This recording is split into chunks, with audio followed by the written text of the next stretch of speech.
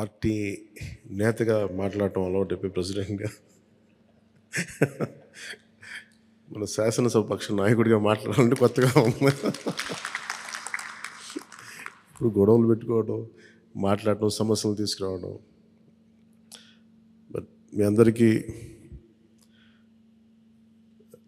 అపూర్వమైన మెజారిటీలతోటి ఘన విజయం సాధించిన మీ అందరికీ, ప్రతి ఒక్కరికి పేరు పేరున నా హృదయపూర్వక అభినందనలు, ధన్యవాదాలు. ఈ సందర్భంలో I want to share few things.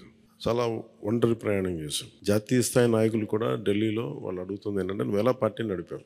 Party నడపడం మాకు తెలుసు కదా, అధికారం ఒక గుర్తింపు ఉన్న జాతీయ స్థాయి పార్టీలో ఉండి అసలు అధికారం లేకపోతే ఎంత కష్టమో మాకు తెలుసు. అలాంటిది మీరు not even recognised party, just registered party, మీరు ఎలా సస్టైన్ చేశారు ఇంతకాలం? వాళ్ళకి నేను ఒకటే చెప్పాను, మేమంటే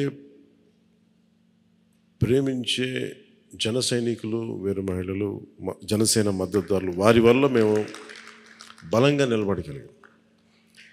ఒక తీర్మానం నా సైడ్ నుంచి ఏంటంటే, ఈ ఘన విజయానికి కారకులైన అంటే దశాబ్దంగా అన్ని ఒడిదుడుకుల్ని ఎదుర్కొంటూ దెబ్బతింటూ క్షేత్రస్థాయిలో అన్ని రకాలుగా ఇబ్బందులు పడుతూ మనకి మద్దతు ఇచ్చిన జన సైనికులకి, వీర మహిళలకి, జనసేన నాయకులందరికీ కూడా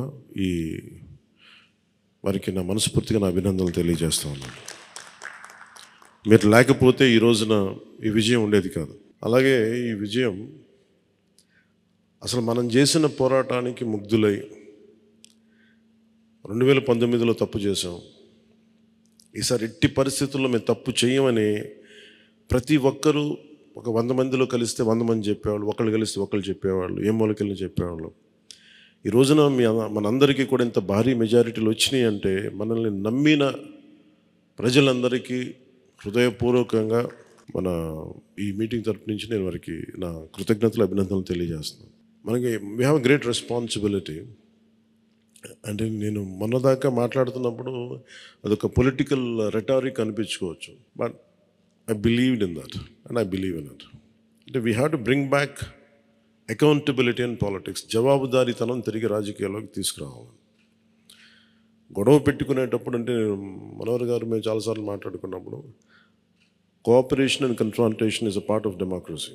సహకారం, సంఘర్షణ, ఎప్పుడు సహకరించాలి, ఎప్పుడు సంఘర్షించాలి అనేది అది ఆ సమస్యలను బట్టి వాటిని బట్టి. అంతేగాని ప్రతిసారి పోయినసారి ప్రభుత్వానికి కూడా చెప్పాను, మేము చాలా కన్స్ట్రక్టివ్గా ఉంటామని వాళ్ళకి అర్థం చేసుకోలేదు నా మాట, నా డెమోక్రటిక్ స్పిరిట్ని వాళ్ళు అర్థం చేసుకోలేదు ఆ రోజు. అలాగే ఇది కక్ష సాధింపులకి సమయం కాదు. అది ఇంత ఘన విజయం ప్రజల నిర్మాణానికి, లేదంటే వారికి అభివృద్ధికి, వారి అభ్యున్నతికి తప్ప ఇది ఒక వెండెట్ట గేయం కానీ, లేదంటే పగా ప్రతీకారాలు తీర్చుకోవడానికి గతంలో ఇలా చేశారు కదా మనం ఇలా చేయాలి, అలాంటి ఆలోచన ధోరణిని దయచేసి మనందరం దాన్ని ఎంకరేజ్ చేయకండి దయచేసి.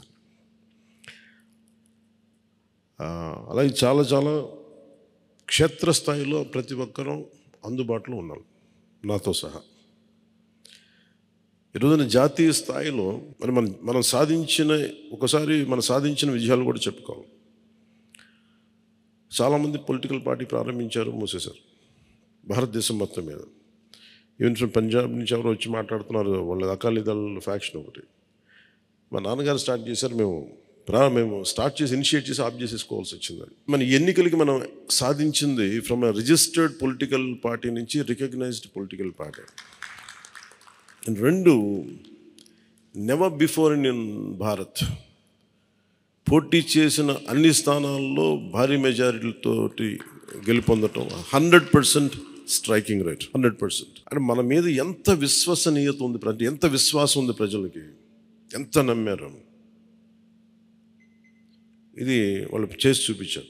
2019లో ఎలక్షన్లు అయిపోయిన వెంటనే మేము తప్పు చేసాం, మేము నీకు నిలబడతాం అని చెప్పి అది ఈ రోజున మనకి మద్దతుగా నిలిచిన ప్రజలందరికీ కూడా ఇంకొక మారు చాలా చాలా ప్రత్యేకమైన ధన్యవాదాలు. అలాగే 2 పార్లమెంట్లు పెట్టాం.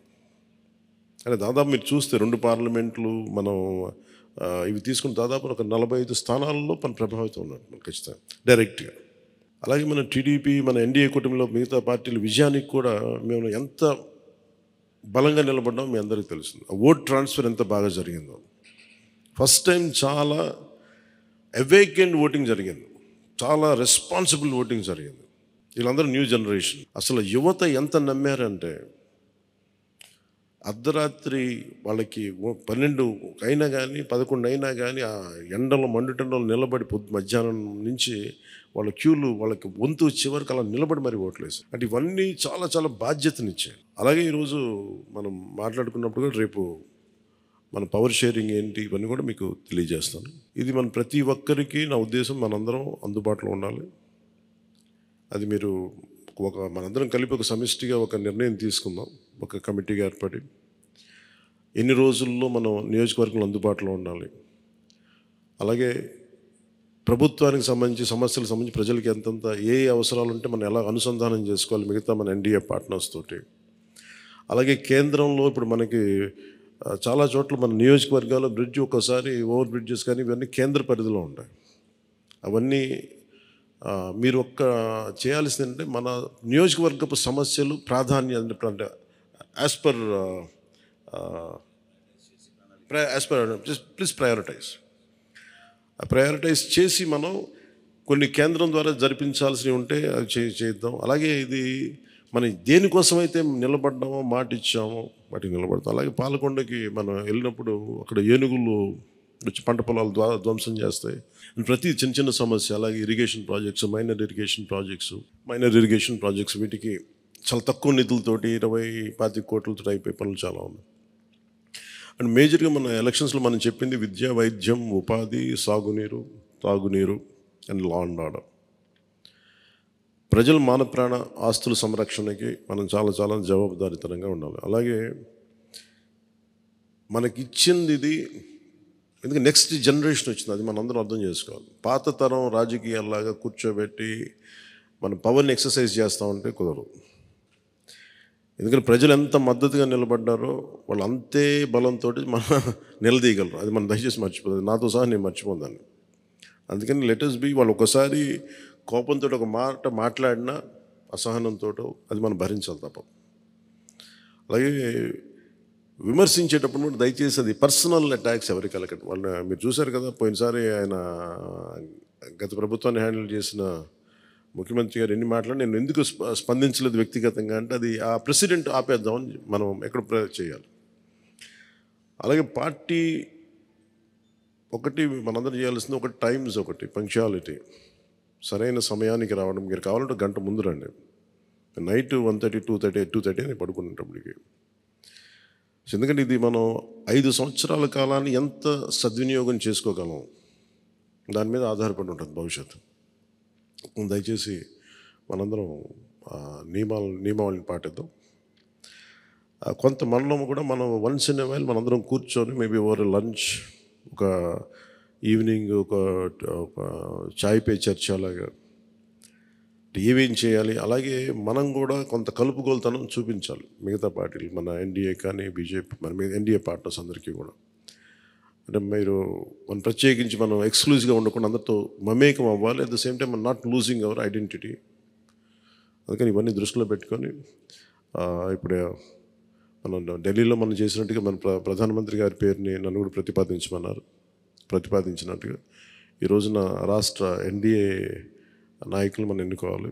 మీ అందరికీ ఇంకొక మారు ధన్యవాదాలు తెలుపుకుంటాం. Thank you. జై హింద్.